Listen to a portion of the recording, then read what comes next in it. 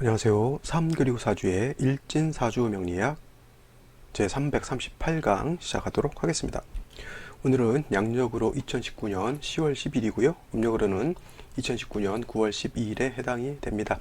오늘 주어지는 명식은 기해년, 갑술월, 경진일이 되겠고요. 오늘의 일진, 경진이 되겠습니다.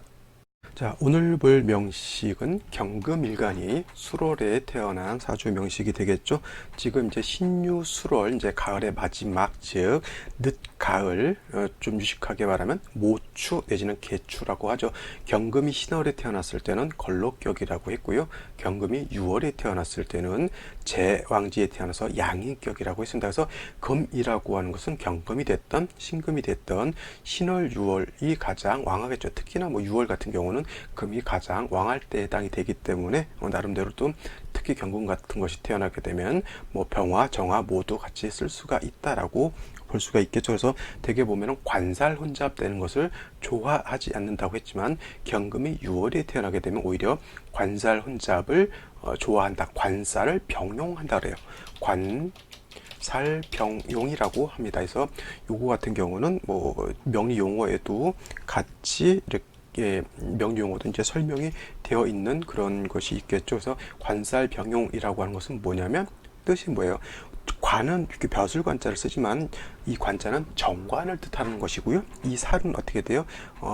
칠살평관을 뜻하는 건데 칠살과 정관을 병용한다라고 하는 것은 아울러 정관도 쓰고 평관도 쓴다라고 하는 그런 개념이 되겠죠. 그래서 관살 병용하고 관살 혼잡은 뭐예요? 서로 약간은 상반되는 개념입니다. 관살 혼잡이라고 하는 것은 원래 정관과 평관은 서로 혼잡되는 것을 좋아하지 않는다고 했지만 반대로 관살 병용이라고 하는 것은 정관과 칠살이 혼잡되더라도 서로 같이 쓰기 때문에 구애됨이 없다라고 이렇게 설명을 하는 것이죠. 이것을 제가 왜 설명을 드리냐면은 제가 요즘 가끔 이석영 선생이 쓴 사주첩경 책을 이렇게 보면서 그 6권에서 설명했던 어떤 명리 용어에 대해서 이렇게 설명된 걸 보고 있는데 거기서 이제 관살 병용이라고 하는 것을 이제 한번 본 것이 기억이 나가지고 사람들이 관살 혼잡은 많이 알죠. 관살 혼잡 되면 뭐가 안 좋고 뭐가 안 좋고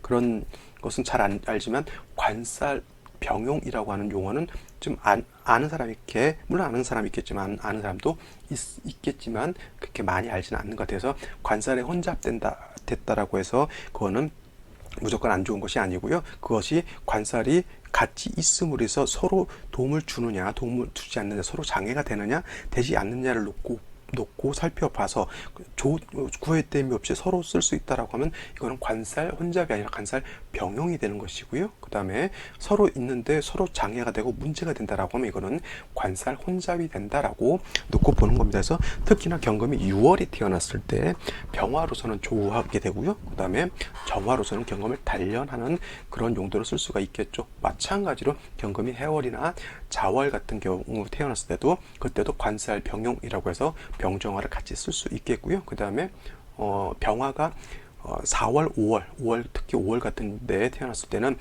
임수, 개수를 같이 보게 되면 관살 혼잡에 대해서 안 좋을 것 같지만 용도가 다릅니다. 개수라고 하는 것으로서 조우하는 것이고요. 그 다음에 임수라고 하는 것은 보강하는 용도로 쓰기 때문에 그때도 혼잡으로 보지 않고 병용으로 본다라고 이렇게 볼 수가 있는 것이죠. 오늘은 그냥 간단하게 지나가는 말로 관살 병용과 관살 혼잡에 대해서 이제 구분했는데 요거는 제가 명리 용어 강의를 별도로 만들 생각을 가지고 있습니다. 그때 뭐 더 살펴보도록 하는 것이고요.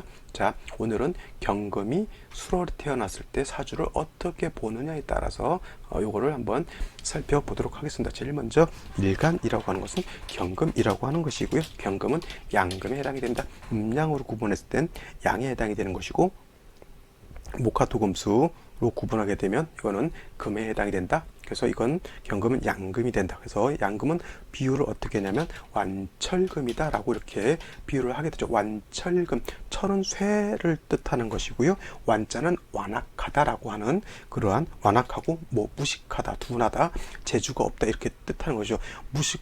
둔하고 뭐 이렇게 이런 건 뭐예요?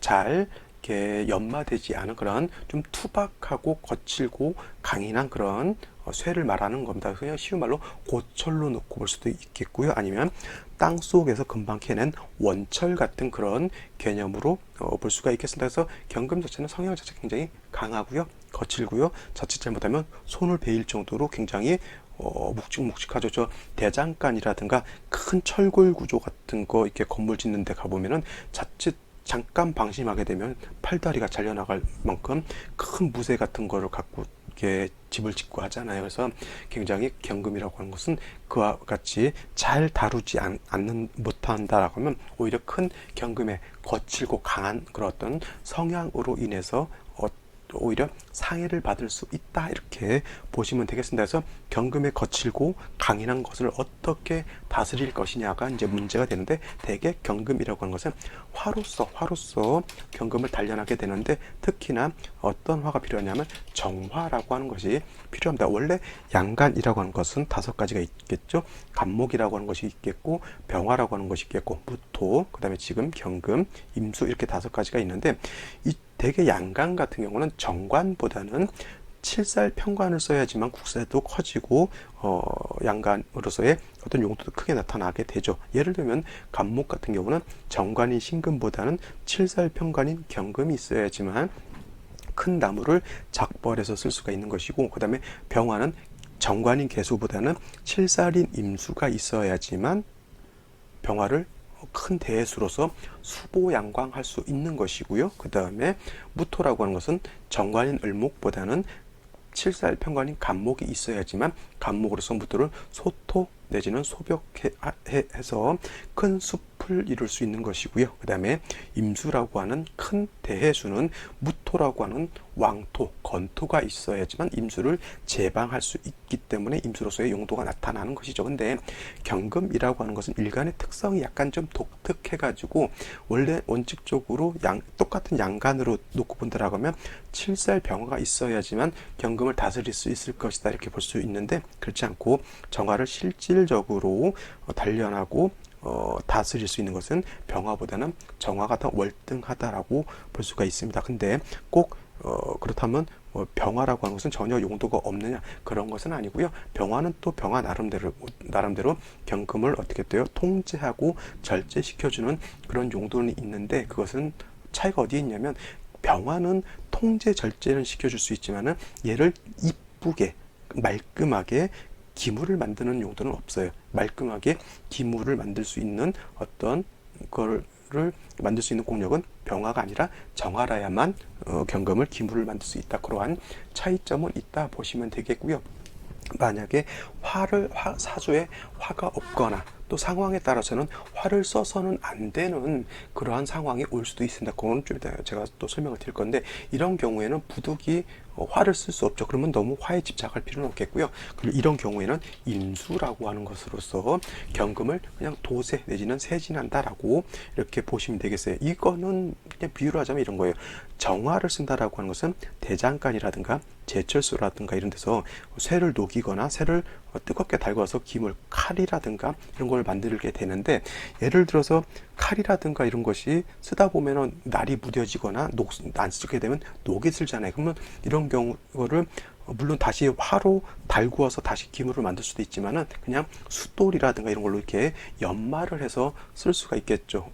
구라인다 같은 걸로 이렇게 갈아가지고 그거를 갖다가 그거는 화를 쓰는 것이 아니죠. 그거는 임수로서 어떻게 돼요? 약간 무뎌진 것을 약간 갈아서 연마하는 그런 개념이기 때문에 임수로서 도세주옥한다 내지는 임수로서 경금을 말끔하게 다시 정리정돈한다, 이렇게 이런 개념으로 놓고 보시면 되겠습니다. 그래서 제일 중요한 건 경금이 일단 세력이 있을 때는 정화로서 단련하는 것이고요. 그렇지 않고 화가 없다라고 하면 임수로서 경금의 기운을 도세주옥 내지는 경금의 기운을 설기순세하면 좋다 이렇게 볼 수가 있는데, 개수는 임수에 비해서 경금을 연마하고 경금의 기운을 설기하는 그러한 공력은 많이 떨어지기 때문에 개수보다는 임수가 있는 것이 공력이 더 크다라고 이렇게 볼 수가 있겠습니다. 그래서 경금이 어떤 것을 봤을 때 용도가 있느냐, 화, 수가 있어야 되는데 화는 일단 병화보다는 정화를 놓고 보는 거고요. 수는 개수보다는 임수가 있는 것이 더 좋다, 이렇게 정리를 해두시면 되겠습니다. 다음 월령에 대해서 한번 살펴보도록 하죠. 자, 경금이 태어난 월령 술월이라고 하는 그런 계절입니다. 계절에서 술월이라고 하는 쓴 것은 늦가을에 해당이 되는 계절이고요. 늦가을, 조금 유식하게 말하면 모추 내지는 개추다라고 이렇게 표현을 합니다. 모자라고 하는 것은 점을 모자죠. 점을 모자. 니엇니엇 한 해가 저물어 가고요. 니엇니엇 하루가 저물어 가죠. 가을도 신유설 3개월이 가을인데 이제 술월이 되면 가을이 이제 니엇니엇 저물어 가는 것입니다. 그래서 늦가을 내지는 모추라고 하고요. 개추는 어떻게 돼요? 가을의 끝이라고 해서 개추라고 이렇게 표현한다라고 말씀을 드렸습니다. 그리고 신유술은 서방이기 때문에 기본적으로 금이 왕한 그런 계절로 놓고 볼 수가 있는데 단순히 그냥 술이라고 하는 글자만 놓고 봤을 때는 진술중미 4개월에 포함되는 그런 계절로서 토왕절이다. 이렇게 놓고 볼 수가 있겠습니다. 그래서 경금이 술월에 태어나게 되면 물론 이제 술월이라고 하는 것도 상반월과 하반월로 나눠서 상강을 기준으로 해서 상강 이전은 상반월로 보고요. 상강부터는 이제 하반월로 봐서 상반월은 금이 아직 세력이 있는 것으로 볼 수가 있겠고 그 다음에 하반월은 그야말로 토가 왕한 것으로 이렇게 볼 수는 있겠는데 중요한 건 뭐냐면 일단 술월이라고 하는 것은 토가 왕한 것이고요. 경금, 금이라고 하는 것은 신월, 유월을 지나서 제왕지를 지나서 술월로 오게 되면은 일단 기세가 쇠지로 넘어가면서부터 이제 경금의 기운은 많이 약화된다라고 하는 것이고 술을 보게 되면 토는 왕해지게 되죠. 물론 이거를 갖다가 경금 자체가 너무 약해서 모왕자세라고 볼 수는 없겠고 모왕자상 정도는 볼 수가 있겠는데 토가 다시 많아지게 되면 이런 경우에는 금이 오히려 토후매금이라고 해요. 내지는 토다매금이라고 해서 토가 너무 많아지게 되면 경금이 땅에 묻혀버리는 그러한 상황이 오게 되겠죠. 그래서 경금이 술월에 태어나거나 내일 공부하게 될 신금이 술월에 태어났을 때는 토가 너무 많아져서 금이 매금되느냐가 가장 중요한 관건 핵심이 된다라고 볼 수가 있겠습니다. 그래서 이와 같은 경우 물론 정화, 경금이라고 하는 것은 정화로 봐서 단련하는 것이 좋긴 한데 정화가 있게 되면 문제는 뭐냐면 토가 많아지게 되면 화극금에서 금을 단련해야 되는데 화생토, 토생금 해가지고 오히려 토가 더 왕해지는 그러한 문제가 발생할 수도 있다라고 하는 겁니다. 그래서 가장 중요한 것은 경금이 술월에 태어났을 때는 화보다는 일단 목을 얻어서 토를 절제시켜주고 그 다음에 경금이 땅에 묻히는 것을 방지해야지만 경금을 어떻게 했대요? 불로서 다스려서 단련을 한다거나 내지는 임수로서 경금을 도세주옥한다라고 하는 그런 개념이 성립될 수 있겠죠. 근데 간목이 없는 그런 상황에서 토만 많아지게 되면 수로서 경금을 세진할 수도 없겠고요. 화로서 경금을 단련할 수도 없습니다. 가장 급선무는 뭐냐면 땅속에 묻히려고 하는 경금을 꺼내야 되는 것입니다. 그래서 경금이 술월에 태어났을 때는 일단 간목을 얻느냐 안 얻느냐가 더 중요한 것이고요. 그 다음에 간목을 얻었다라고 하면 이때는 화보다는 술을 얻는 것이 오히려 더 좋다라고 볼 수가 있겠습니다. 그죠? 왜냐하면 술월은 토왕절이기 때문에 화가 있게 되면 경금을 단련하기보다는 오히려 토를 생하는 그런 문제점이 발생할 수 있겠고 그 다음에 간목으로서 토를 억제시켜 주어야지만 경금이 뭐예요?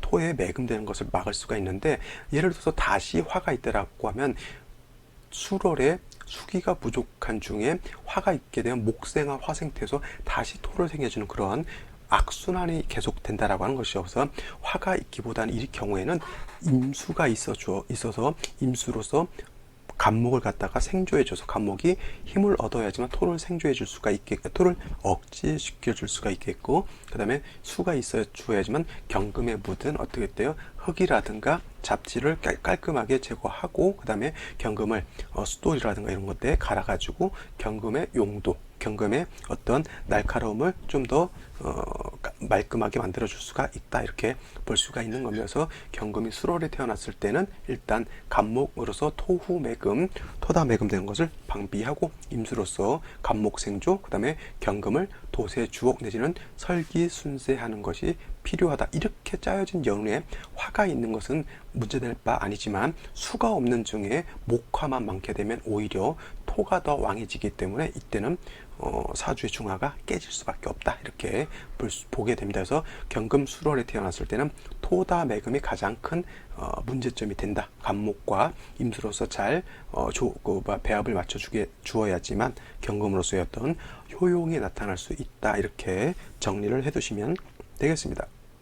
자, 다음은 오늘의 명식을 한번 살펴보도록 하죠. 오늘의 명식은 경금이 수월에 태어난 사주 명식이 되겠습니다. 그래서 이거를 갖다가 격국이라고 하는 차원에서 한번 살펴보게 되면 어저께 격에 대해서 제가 간단하게 설명을 드렸죠. 그거를 한번 복습 한번 해보시고요. 경금이 수월에 태어났을 때는 일단 일간 경금이 금을 생겨주는 토를 본 것이고요. 양금이 양토를 봤기 때문에 양대양, 이것은 인성 중에서도 편인에 해당이 되어 있기 때문에 편인격이다라고 볼 수가 있겠죠. 물론 술 중에 있는 정화가 투출을 했을 때는 정광격으로 볼 수가 있습니다. 단 신금이 투출을 했다. 어떤 분들이 또 술 중에 있는 신금이 이렇게 투출하게 되면 이걸 갖다가 신금이 겁재죠. 그래서 신금이 투출하니까 이거를 겁재격이다 내지는 이걸 갖다 양인격이다라고 표현하시는 분이 있는데 이거 절대 양인격도 되지 않고요. 이거는 겁재격도 해당이 되지 않습니다. 만약에 같은 금이었을 때는 얘는 격 잡지 마시고요. 그냥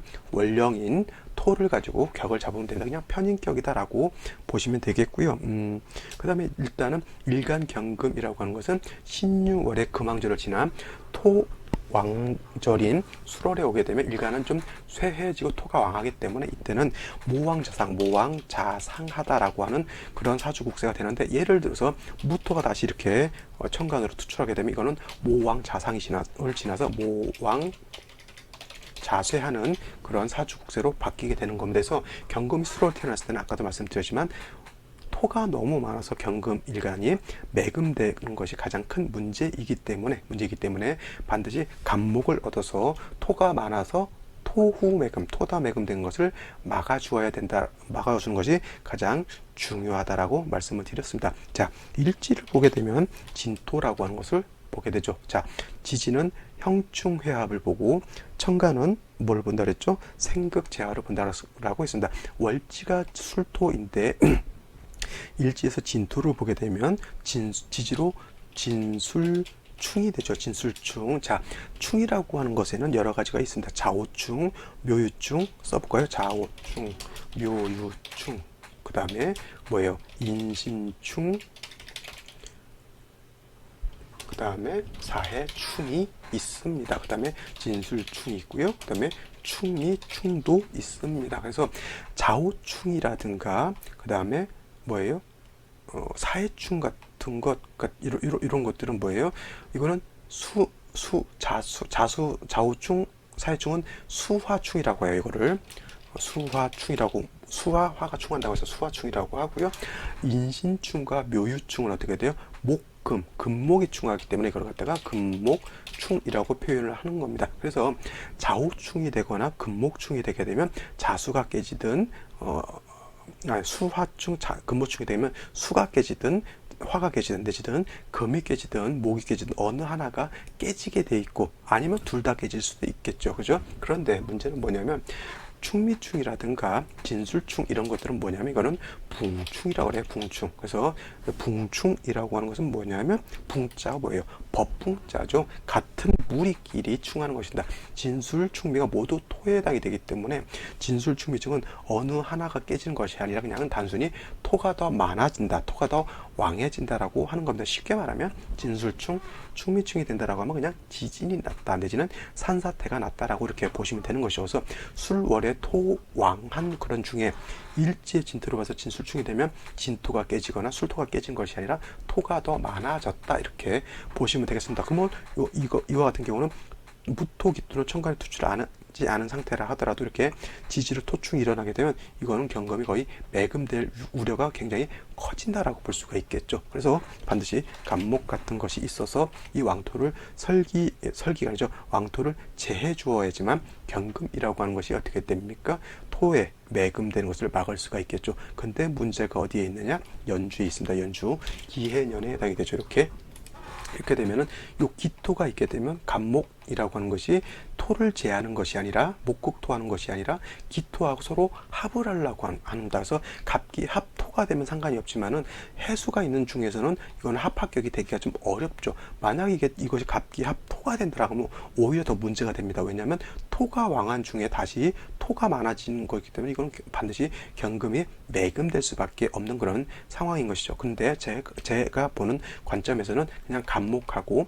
기토하고 서로 연애하느라고 붙들고 뽀뽀하고 그러고 있는 것이죠. 그래서 갑목이 토를 제하는 일을 해야 되는데 일하지 않고 여자친구하고 데이트하고 있다 이렇게 보시면 되겠습니다. 그래서 갑목의 효용이 있다 없다, 효용이 없다, 많이 떨어졌다 이렇게 보시면 되겠습니다. 원래는 이와 같은 경우는 갑목을 용신으로 써야 되는데 갑목이 기토하고 이렇게 합을 하게 되면 이거를 갖다가 어떻게 돼요?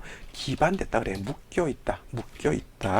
기자가 굴레에다가 줄반자잖아요. 여기 보면 말의 발을 잡아매는 줄, 사물을 얽어매는 줄이라고 하잖아요. 기반됐다라고 하는 것은 뭐예요?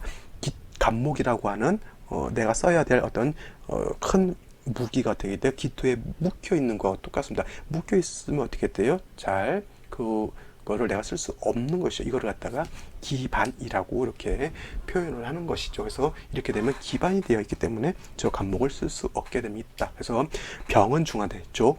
술진충이 돼가지고 토가 많아지게 되면 이거는 병이 생긴 거하고 똑같아요. 사람 몸에도 병이 생길 수가 있겠죠. 병이 있으면 반드시 약이 있어야 되겠죠. 요거는 토가 왕한 것이 병이고 갑목으로서 토를 제해주는 것이 갑목이 약이 되어야 되는데 이 약이 어떻게 돼요?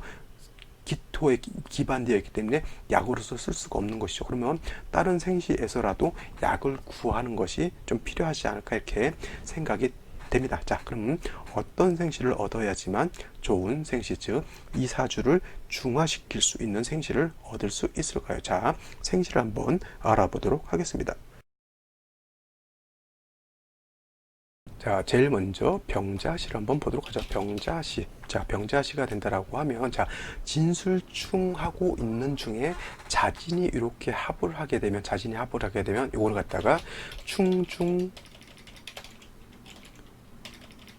봉합이라고 해서 충하는 중에 합이 되면 충이 풀린다라고 볼 수가 있는데 요거 같은 경우는 충중봉합이 되지 않고요. 그냥 진술충이 되는 것이 먼저 우선되고 그 다음에 토가 이렇게 충해서 많아지게 되면 오히려 자수라든가 해수가 오히려 극해를 받을 수 있는 우려가 있는 거고요. 이거는 절대 충중봉합이 되지 않는다 이렇게 보시면 되겠고요. 병화가 투출되어 있지만 이렇게 진술충이 되게 되면 술중정화도 날아가 버리겠죠. 그죠? 그 다음에 이 병화 자체가 뿌리는 많이 없습니다. 그렇다 하더라도 이 병화가 이렇게 되어 있는 상황에서 경금 옆에 이렇게 첩진되어 있으면 일간경금이 언제 병화의 어떤 극해를 받을지 약간 우려되는 그런 상황에 다시 또 화라고 하는 것은 토를 생해주기 때문에 토후매금이 다시 될 수 있는 그러한 안 좋은 그러한 상황이 될 수 있겠죠. 이거 중요한 포인트가 뭐냐면 충중봉합이 되지 않는다라고 하는 겁니다. 물론 이것을 보는 수술사에 따라서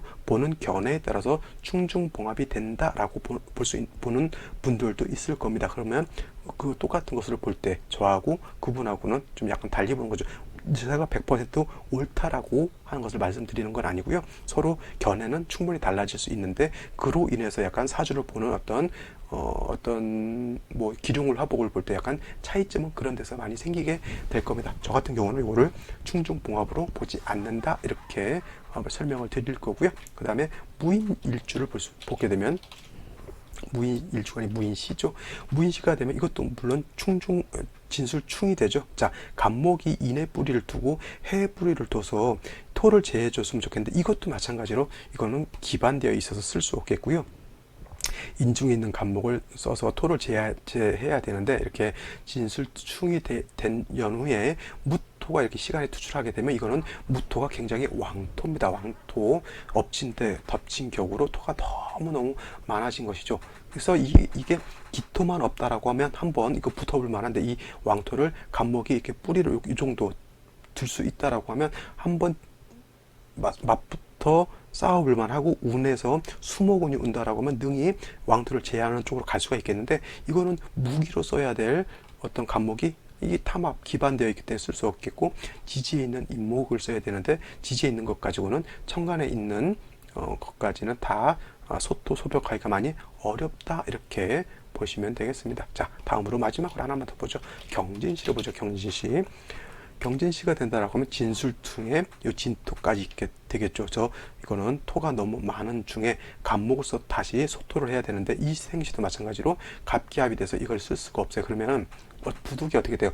왕토에 의해서 금이 매금될 때에는 이런 경우에는 그냥 비견인 경금을 써가지고 왕토의 기운을 그냥 설기순세하는 그런 쪽으로 쓸 수밖에 없는 것이죠. 그러면 뭐 이 사주가 뭐 맑고 깨끗하냐? 그렇진 않아요. 병이 중요한데 병을 구제하지 못했기 때문에 부득이하게 그냥 비견겁제, 그쵸? 인성이 많다라고 하는 건 뭐예요? 어머니가 나를 사랑하는 그런 애정이 너무 깊은데 그게 나한테 도움이 되는 것이 아니라 나를 매금시켜 버리는 거죠. 그러니까 외아들 하나만 나만 혼자 있었을 때는 모든 부모님의 사랑이 나한테만 집중되기 때문에 좀 답답하고 울체되고 그렇다 하는데 동생이 하나 더 생기니까 어떻게 돼요? 그 부모 이 토의 관심을 나뿐만 아니라 이건 약간 분산시킬 수가 있는 것이죠. 그래서 이런 경우에는 그냥 토의 기운을 이렇게 분산시키고 토의 기운을 그냥 다른 쪽으로 이렇게 설기한다라고 하는 그런 개념에서 쓰는 것이지 경금이 어떤 단련해서 용도를 얻거나 수로서 도세주옥해서 용도가 생기는 그런 것은 아니기 때문에 좋은 국세는 아니다라고 보게 되는 것이죠. 자, 오늘은 여기까지 설명을 드릴 거고요. 자, 보지 않은 생시도 한 번 더 살펴보시기 바랍니다. 저는 내일 또 찾아뵙도록 하겠습니다. 감사합니다.